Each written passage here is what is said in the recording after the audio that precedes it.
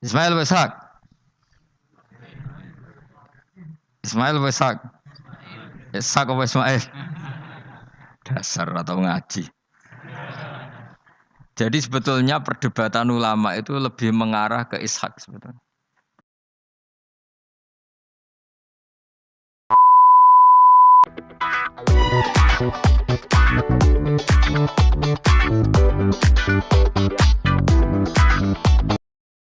Kabar Top News terkini mengabarkan. Dalam video Menachem Ali Official terbaru terkuak fakta bahwa Mufti Batavia waktu itu yaitu Habib Utsman bin Yahya adalah seorang yang telah mengeluarkan fatwa tentang perjuangan pribumi bangsa Indonesia yang bergerak menentang Belanda waktu itu adalah gerakan pemberontakan dan sangat dilarang karena menentang Belanda. Ini adalah satu dari banyak fakta yang berhasil diungkap. Yuk kita simak dengan semangati admin dan tap layar like, subscribe, komen lonceng agar silaturahmi tidak terputus. Yang disembelih itu pasti bukan, namanya memang disebut Ishak. Sementara kalau Quran ini bahasa Belanda menyebutkan Ismail, ini kan dianggap membahayakan ini. Itulah sebabnya pelarangan itu terjadi. Dan yang melarang memang Belanda. Tapi apakah Belanda langsung melarang untuk penggunaannya dan peredaran dari Quran terjemahan bahasa Belanda ini? Ternyata tidak. Tapi melalui seorang tokoh yang bernama Habib Utsman bin Yahya. Oh, ada Habib. Yang Berarti Habib ini mungkin tokoh Islam waktu itu. ya tokoh Islam yang ada di Batavia. Oh, Dia Batavia. mufti Batavia. Dia menulis buku, mungkin bisa ditampilkan Pak Edi.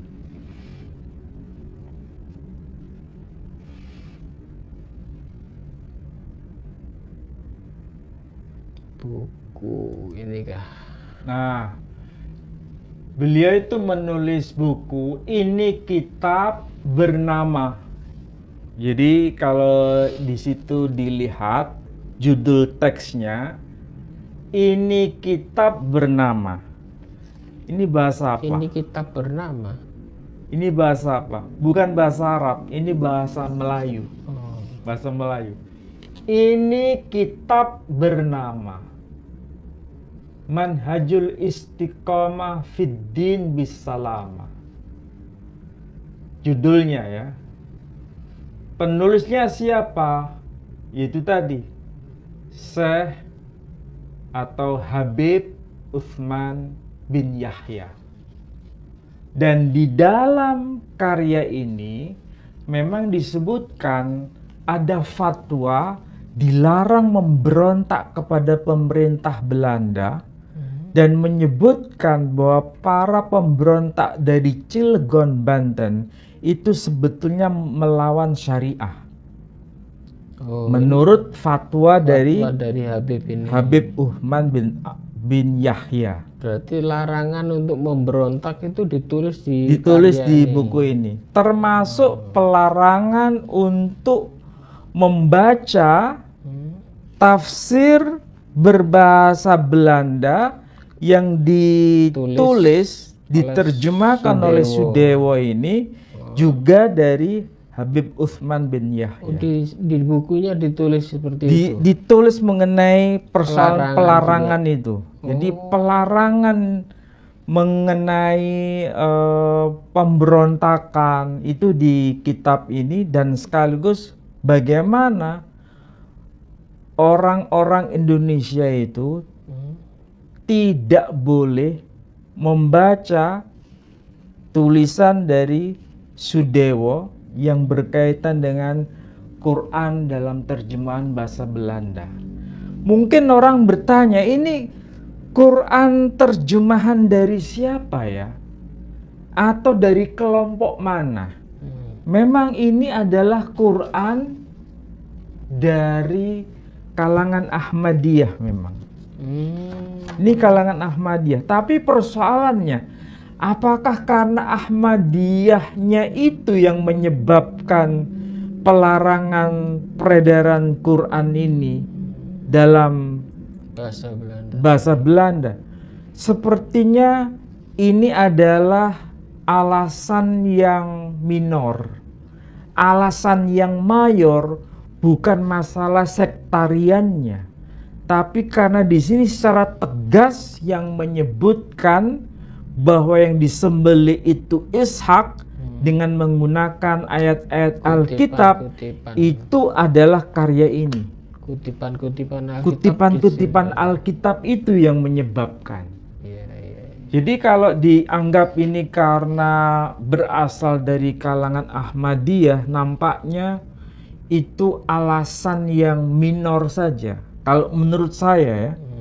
Tapi alasan mayornya itu karena kutipan ayat Alkitab itu memang banyak di sini, dan itu tidak dijumpai dalam tulisan tafsir lain. Iya kan?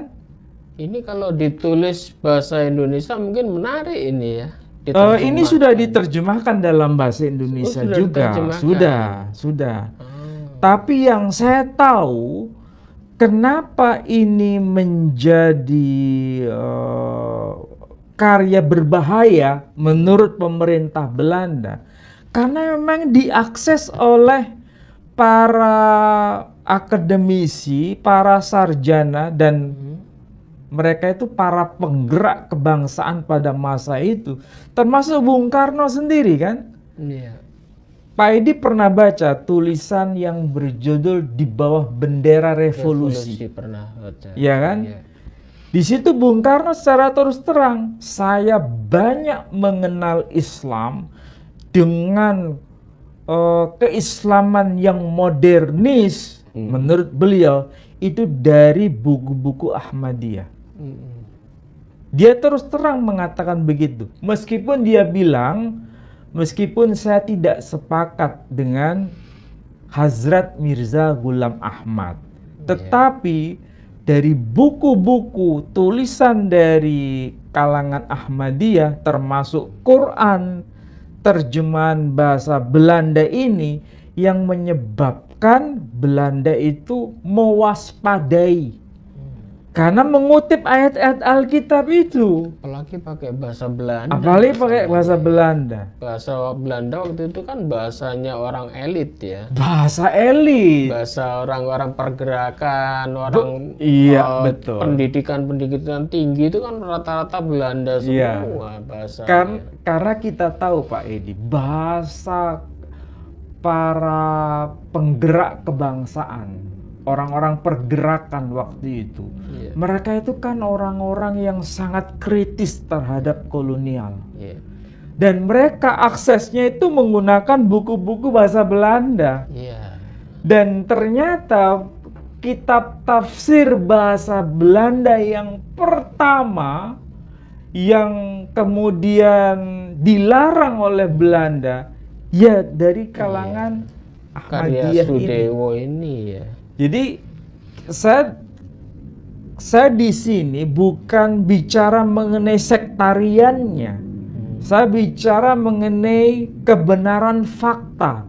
Kenapa tafsir bahasa Belanda yang pertama tidak diterima oleh Belanda, tapi justru dilarang oleh Belanda dengan menggunakan fatwa yang dikeluarkan oleh Habib Utsman bin Yahya, dan itu seorang mufti Belanda.